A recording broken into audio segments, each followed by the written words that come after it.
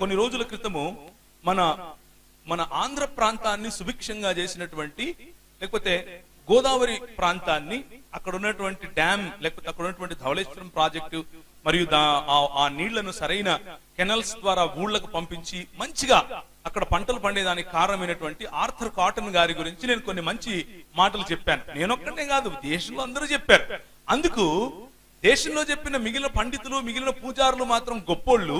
నేను క్రైస్తవుణ్ణి కాబట్టి నేను ఎవరిని పొగిడాను? ఆర్థర్ కాటన్ గారిని పొగిడాను. కాబట్టి సడన్ గా నేనేమైపోయాను? దేశద్రోహిని అయిపోయాను. ఎందుకు?